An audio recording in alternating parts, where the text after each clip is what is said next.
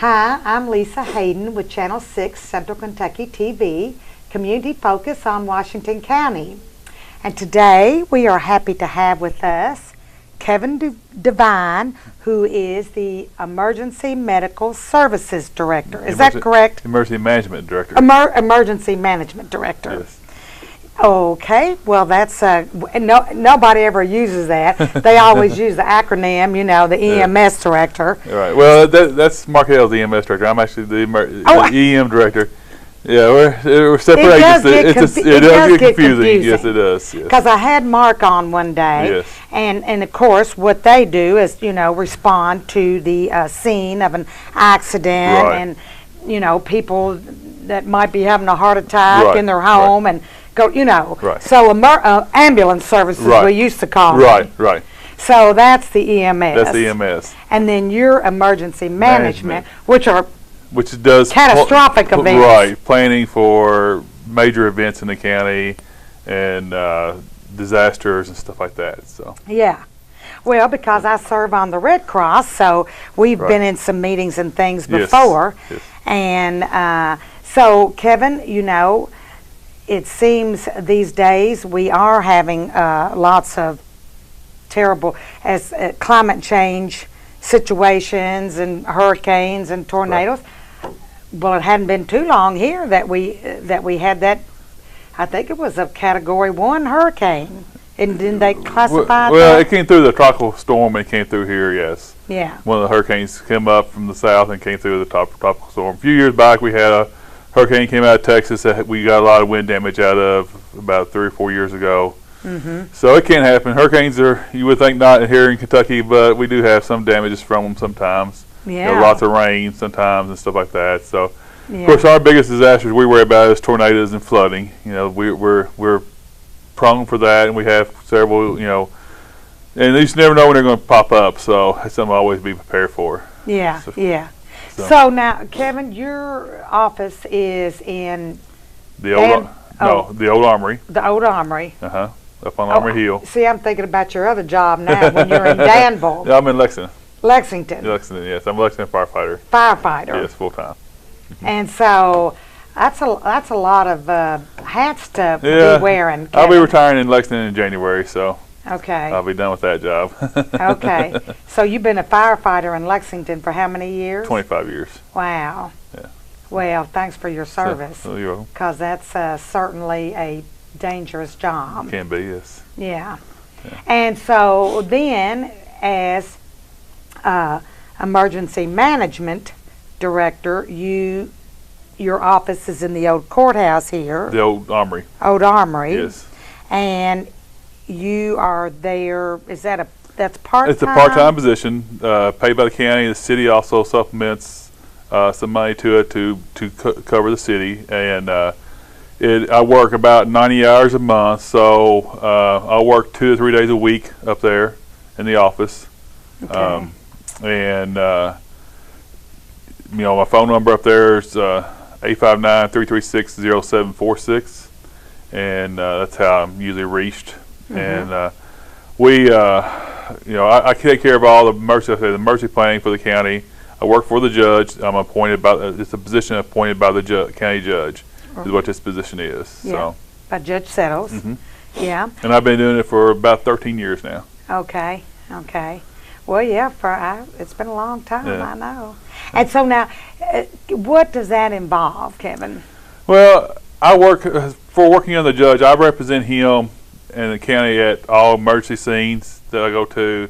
I do the planning. We have a big plan that we do for all types of emergencies that the county might incur, and try to be prepared. You know, I try to prepare the county for disasters when they do happen. Then once they do happen, I work closely with FEMA to get reimbursed, the county reimbursed for money that they spend on disasters. I'll help to the citizens get their money that they get back from FEMA if they're not insured and stuff like that.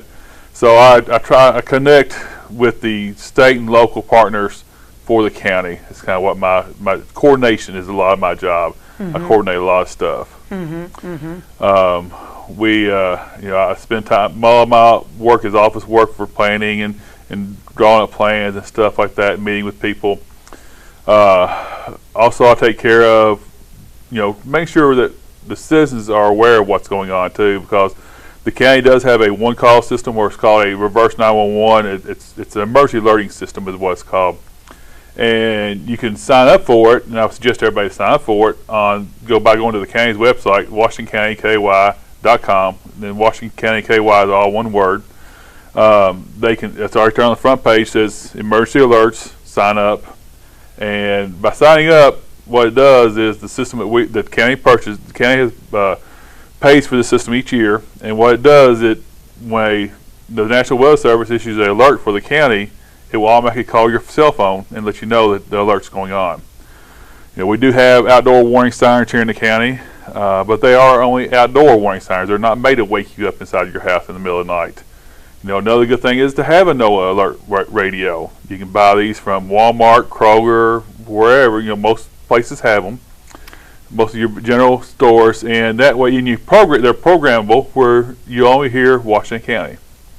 So that way, if an alert goes out in the middle of the night, you have it beside your bed or in your bedroom, and it will wake you up in the middle of the night, because you cannot rely on these outdoor sirens, because they're for people outdoors. They're not for inside your home.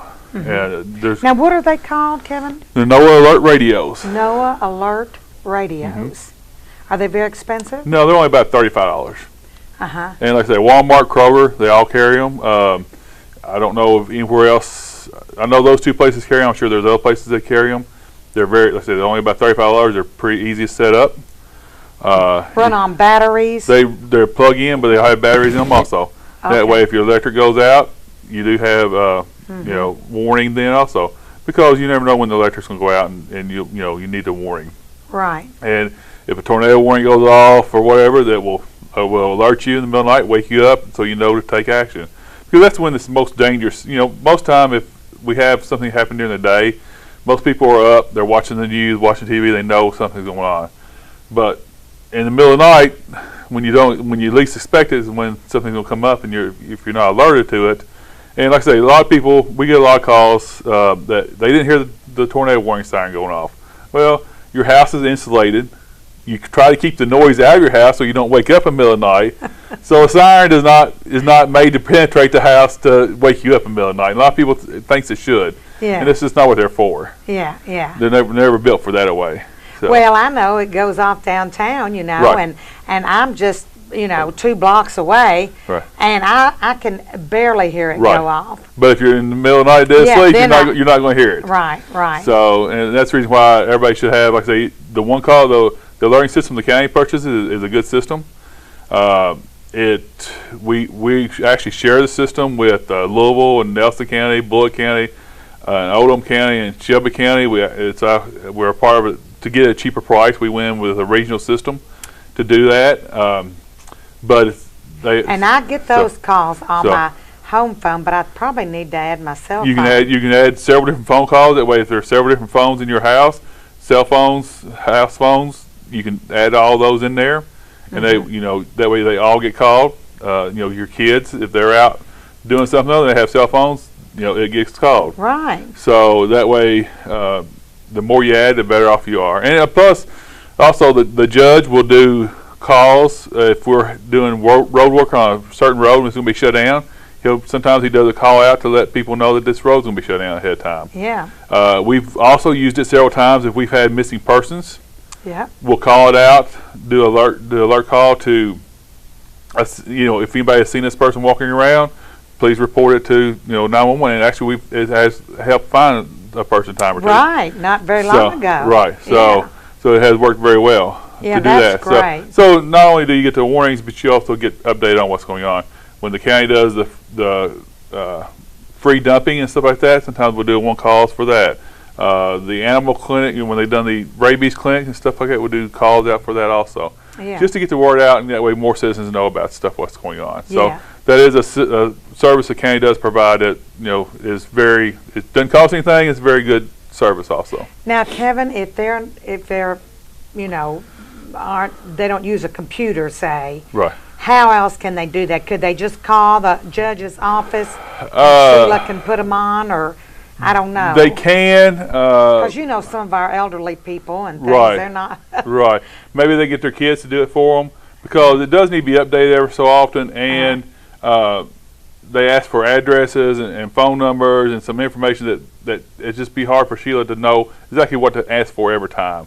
So it doesn't take long to do it. You know, maybe they got a friend that can help them do it, and that So way. they need to get online Yes. on the internet and connect to, how did you say that again? It's to WashingtonCountyKY.com. So the whole Washington, Washington County and KY spelled out. all spelled out. All okay. spelled out. You know. And so, KY. KY at the end.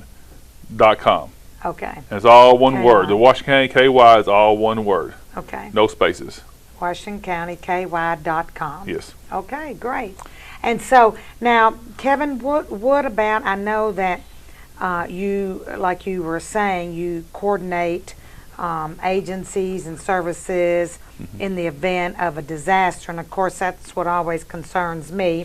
And I'm always trying to enlist volunteers for the Red Cross. Right. You know, in case we had to set up a shelter like we did Right. several years ago during the ice storm. That is a very needy, very something that the county very does need very much. The Red Cross is a partner of the county. You know, they provide excellent service for fire victims.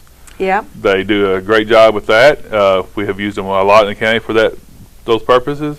And also, like you said, when the county needs to set up a shelter, we're going to look for the Red Cross, because the county does not have people. You know, I'm a lone person. You know, there's no way I can man a shelter and do all that stuff. And plus, I got other positions I have to fill. So that's the reason why we rely on the Red Cross to help us in a shelter. They open it up, they man it, they provide everything there, and you know, it's a very good service. And they definitely need volunteers, as you would, Right. you know, Definitely need volunteers here. So if anyone's interested in that, they can contact you or me, Kevin. Right. So, but with that, I know that you have to enlist, you know, all your other emergency, like Right. you have to be partners with them. Right. And I know you've got, like you said, a big manual. Right. Because at one time I served on that committee where you know go over what your response would be Right. in the event of a particular kind of Right. disaster. I do work with all the fire departments, the EMS, the rescue squads in the county. You know, talk to them a lot. We meet every so often too, just to make sure we know what we're going to do, what the plan is, what's and they kind of some of it's them telling me and I writing it down what they're going to do, and it's a working relationship that we do have between them. So Yeah. another thing that to try and get out there for people is be prepared. You know, if we do have a disaster or anything, it's going to take some time to get help to you. All our county services are volunteer services, except for our EMS. And boy, aren't we lucky to have We- such good volunteers, We are. Kevin. We're very lucky. On our fire department and Right. our EMS and Our EMS is paid. It is a paid service, but they only have 4 people there a day. right. You know, they're only manning 2 trucks.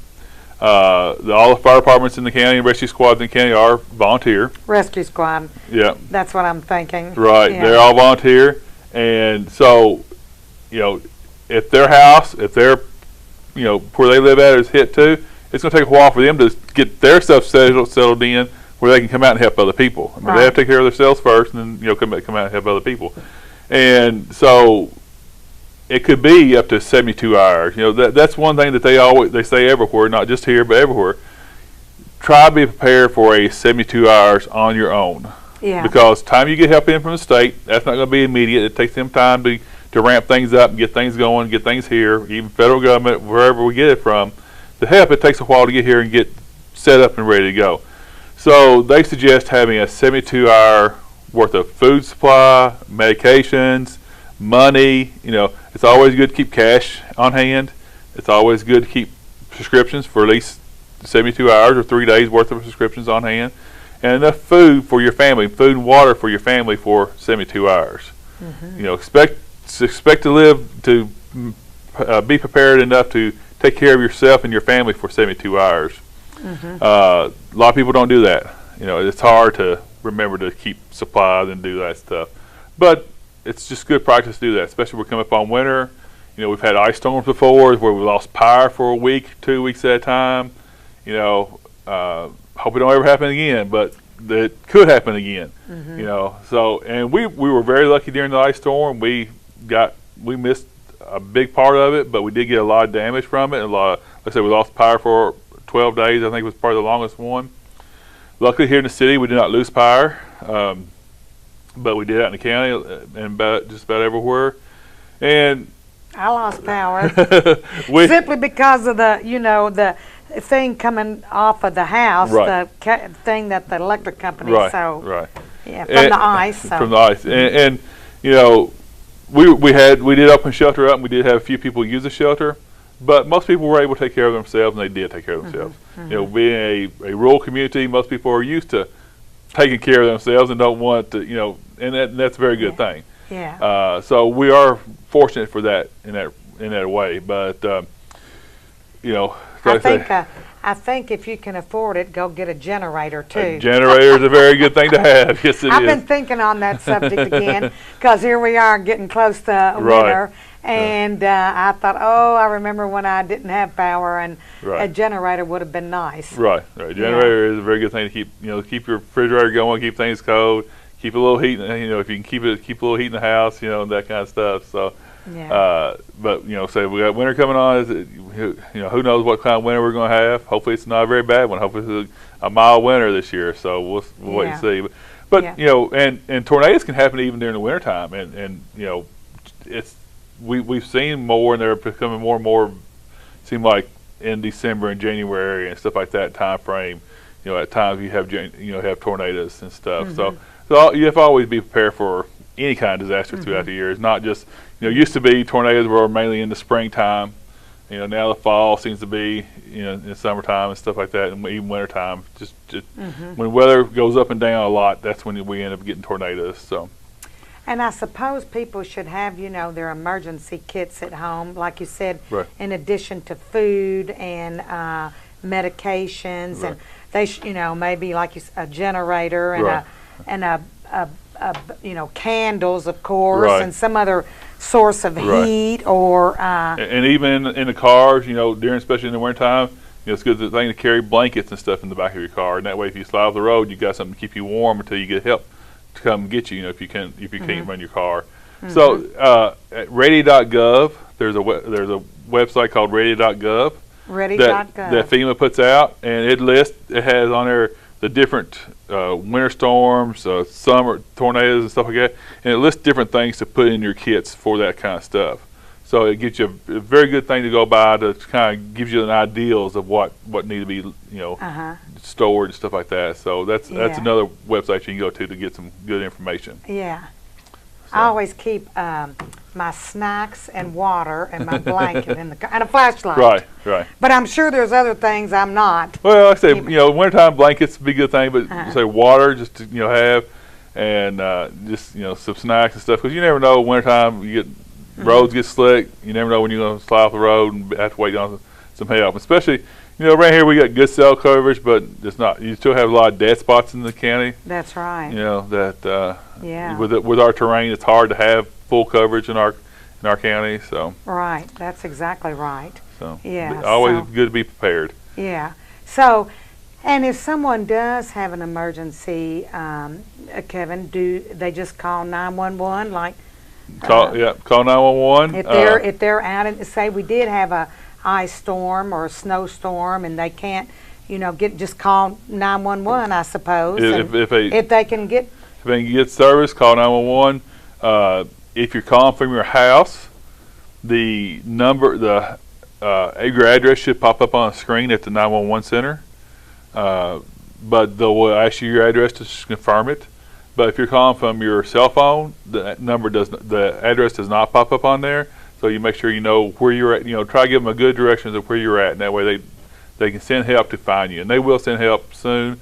And they may put you on hold for a little bit just to go ahead and dispatch units to you. But then they'll come back and talk to you some more and try to find out what's going on, get some more information. So they'll find out some information ahead of time so they can send out units to know which one to send out, and then they'll talk to you more and try to get more and more information from you. So just try to stay calm, be clear what you're telling them, because the clearer you are, the more precise you can give them information, the faster people can get to you. They know exactly where you're at. Yeah, yeah. So Do you have any other recommendations as far as what? Now what was that thing to look up for? Ready.gov. Ready.gov. Yes. So to give you ideas of things that you should have in your home Right. in the event of an emergency. Right. And also, and I know one thing because my husband used to get on me about this all the time, Kevin, is keeping gasoline in your vehicle. Keeping gas in your vehicle, yes. Yeah. Because, you know, if you run out of gas, then you Right. can't get anywhere. So, Right. I know many times I say, oh, I'll get gas tomorrow, Right. and Right. I'm on empty. And then you have emergency in the middle of the night and you can't go anywhere because you don't have no gas. That's exactly right. So there's nowhere open to get gas. So, yeah. That can happen well, too. anymore, of course, it's a lot better. You can just put your credit Right, card in a lot of right. these machines. Right. But I notice even now that there are gas stations that you can't get gas in the middle of the Right. night if they're closed. if they're closed. Yeah. Their pumps are closed Right, too. right. You know. And keeping your cell phone charged up helps because if you got a low battery, and if you run out of battery, you get out in the middle of the night or anywhere even during the day, and you have a wreck and you can't call anybody, then you're having to walk. And with being a rural community, it could be quite a bit of different distance between houses around here. So Oh, yeah. in some places. So Yeah. So I think there's some kind of things they make for phones now, cell phones, that allow you to have a backup system in case the battery goes dead. They do have battery packs that you can plug in and charge your phone off of a battery pack. Uh-huh. Keep it charged up. And that's something good to have in a car also. That way you can always just plug it in and you got reserve battery right there for you to use. Yeah. So. Yeah. So now, so these people need to get online and register so that they can be notified in the event of a disaster. Yes. And also, I suppose, And it's just not necessarily a disaster, but severe weather. Severe weather. They notify them with severe weather. Plus, they keep up with what's going on in the county by any kind of special notifications that the county judge needs to send out. They can keep up. It keeps up with that also. So, for example, if we opened up a shelter, which normally in the past has been at our old high school, Right. and I guess that's still considered a That is for right now. Is the shelter place right now. the shelter yes. place, the old high school. And which is now it would be and probably middle school. it'd be one of the schools right now, just because that's the best place largest place we got for feeding and stuff like that. If it's it might be if North Washington has power, it might be North Washington school, just because if the city does not have power, then we might have to go out to North Washington to, it just depends on where we got Right. power at to do that stuff. So, But I know those are two schools, the middle school, which would now be the middle school, Right. and We've done it there before, North yes. Washington, that both have the facilities yes, that would be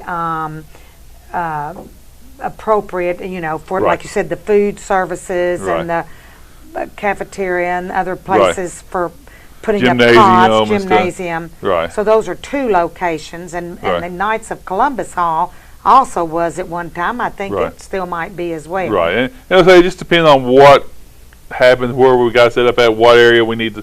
If it's somewhere that so it all depends right now. But we have some places that we've got prearranged and pre-approval to use them. And yes. I think they have a backup generator maybe at one of the schools. Yeah, I'm not sure if they do or not. They were working on it, but I don't know if they've got it in Have yet. they got that in or Yeah, not? yeah. And so then you'd probably get notification on that through Right. where Where to go to. where to go. And then if there was a disaster, through that we would send out if FEMA's going to be in town to look for individual assistance to help with uninsured stuff, because FEMA will only help with uninsured stuff. So if you have water in your house or whatever, and they come in like they did one year, they did come in for us to people come in and register to get help. Right. You will be notified of all that stuff also. So it's good notifications. It's just a notification system that will notify you of things that are going on. Yeah, So- that's good. I'd say FEMA's been all over the place, haven't they? FEMA has been Puerto pretty Rico busy, and yes. Florida and Yes. Texas. Oh my Yes, gosh. yeah. It's just really scary, isn't it? It is. It is. So, well, I'm glad you could be on here today, Kevin, to give people an update as to what's going on with emergency management, and so that, you know, they'll be prepared in the event. So if you'd give out those numbers and things again, I would appreciate it, so Okay. our listening audience on Okay. Channel 6 will know Okay. what to do. The website is WashingtonCountyKY.com. That's KY at the end of Washington County, all one word. And the phone number for my office is 859-336-0746. And ready.gov is also a website to go to get information on preparing for emergencies and what you can do for emergency kits. Yeah, great. I'm going to get on there myself. So thank you very much, You're welcome. Kevin, for Thank being you. here today. All Appreciate right, it. no problem.